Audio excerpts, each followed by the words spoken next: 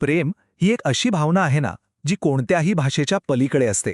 ती थेट हृदयापर्यंत पोहोचते. आज आपण मराठीतल्या काही अशाच कवितांमधून प्रेमाचा हाच अनुभव घेणार आहोत. आपण फक्त शब्द नाही बघणार, तर त्या शब्दांमागची भावना, कवीला नेमकं काय म्हणायचंय ते समजून घेऊया.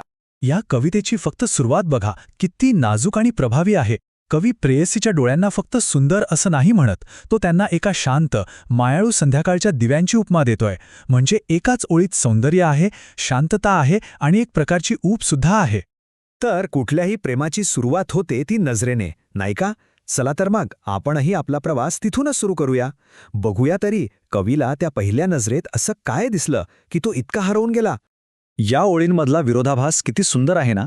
एकाच नजरेत वीज आहे, जी प्रचंड आकर्षणाची ऊर्जेची निशाणी आहे, आणि त्याच क्षणी चांदण्याची शीतल लय सुद्धा आहे, जी मनाला शांत करते, दिलासा देते. म्हणजे एकाच वेळी ओढ आणि शांतता. किती कमाल कल्पना आहे ही. याचा अर्थ सरळ आहे. कवीला तिच्या नजरेत दोन पूर्णपणे वेगळी जगं दिसतायत. एकीकडे आहे एक ओढ, एक आकर्षण, एक चुंबकीय शक्ती जी त्याला खेचून घेतीये, आणि दुसरीकडे आहे एक शांतता, एक दिलासा. म्हणजे कवीला इथे हेच सांगायचंय की तो तिच्या डोळ्यांच्या फक्त दिसण्यावर नाही, तर त्यातील खोलीवर भाळला आहे. तिची नजर त्याच्यासाठी फक्त एक नजर नाहीये, तर एक संपूर्ण विश्व आहे, जिथे ताकदही आहे आणि शांतताही. चला, डोळ्यांवरून आता येऊया हास्याकडे.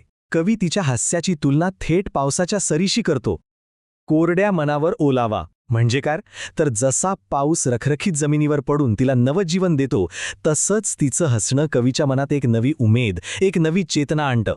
म्हणजे बघा, कवीसाठी तिचं हसणं ही फक्त एक चेहऱ्यावरची रेष नाहीये. ती एक घटना आहे, एक इव्हेंट आहे, जो त्याचं आतलं जग बदलून टाकतो. त्याच्या कोरड्या मनाला पुन्हा जिवंत करण्याची ताकद तिच्या हास्यात आहे. आतापर्यंत आपण फक्त पाहण्याबद्दल बोललो, पण प्रेम म्हणजे फक्त बघणं नसतं, बरोबर? आता आपण थोडे पुढे जाऊया, स्पर्शाच्या, आवाजाच्या आणि अधिक जवळच्या, अधिक वैयक्तिक विश्वात. आता हे बघा, केसांवरची कविता. केसांची तुलना अमावस्येच्या रात्रीशी. किती गढद आणि गूढ कल्पना आहे. आणि या रात्रीच्या सावलीत कवीला स्वतःचा जीव, स्वतःचं अस्तित्व लपवावंसं वाटतं. म्हणजे किती सुरक्षित वाटत असेल त्याला तिथे. कवीला इथे काय म्हणायचंय की तिचे केस हे फक्त केस नाहीत, तर त्याच्यासाठी एक सुरक्षित जागा आहे, एक आश्रयस्थान, एक असं ठिकाण जिथे तो बाहेरचं सगळं काही विसरून जातो आणि स्वतःला पूर्णपणे हरवून बसतो. आणि आता बघा, जवळीक कशी वाढत जाते. आधी तुझा स्पर्श जणू पहिली सर, स्पर्शातून आलेली ती शिरशिरी, आणि लगेच तुझ्या कानाशी कुजबुजताना आवाजातून आलेली ती खासगी भावना.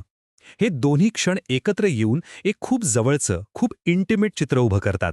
हेच तर, प्रेम आता फक्त लांबून बघण्याची गोष्ट नाही राहिलीये. ती आता स्पर्शातून जाणवतंय आणि कानात सांगितलेलं एक गुपित बनलंय. हेच त्यांच्या नात्याची खोली दाखवतं. बरं, प्रेम जेव्हा खूप वाढतं ना, तेव्हा ते फक्त दोन माणसांपुरतं उरत नाही, ते सगळीकडे पसरायला लागतं. या भागात आपण तेच बघणार आहोत की कवीला त्याची प्रिय व्यक्ती आता सगळ्या जगात, सगळ्या निसर्गात कशी दिसतीये. इथे बघा, कवी आता प्रेयसीला निसर्गाच्या प्रत्येक गोष्टीत पाहतोय. ती त्याला कधी वाऱ्याची गार झुळूक वाटते, कधी तिच्या डोळ्यात त्याला निळा आकाश दिसतो, आणि तिचं हसणं म्हणजे तर जणू कोकिळेचं गाणंच.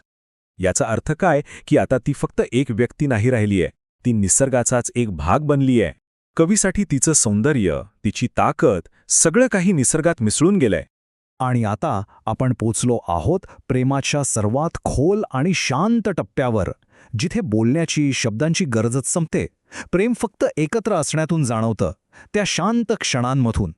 या ओळी रात्रीच्या शांततेतली ती खोल जवळीक दाखवतात. इथे शब्दांना जागाच नाहीये, फक्त अस्तित्व आहे, आणि त्या अस्तित्वाची, त्या श्वासांची ऊब आहे. बाकी कशाचीच गरज नाही.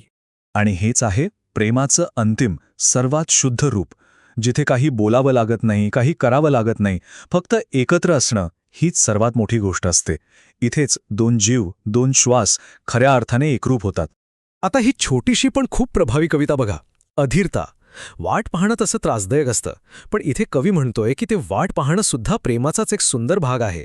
आणि हा शेवटचा विचार या संपूर्ण प्रवासाला पूर्ण करतो की प्रेमात वाट पाहण्याला सुद्धा एक वेगळं सौंदर्य आहे. ती तळमळ, ती उत्सुकता, हे सगळं त्या प्रेमामुळेच तर आहे. सगळं काही प्रेमानेच भरलेलं आहे. या कवितांमधून आपण प्रेमाची कितीतरी वेगवेगळी रूपं पाहिली, नाही का? नजरेपासून ते शांत एकत्र असण्यापर्यंत. मग एक प्रश्न मनात येतोच की आपल्या प्रत्येकासाठी प्रेमाचं खरं रूप काय असेल? कोणती एक गोष्ट आहे जी प्रेम म्हणजे काय हे सांगून जाते? विचार करण्यासारखा प्रश्न आहे, नाही का?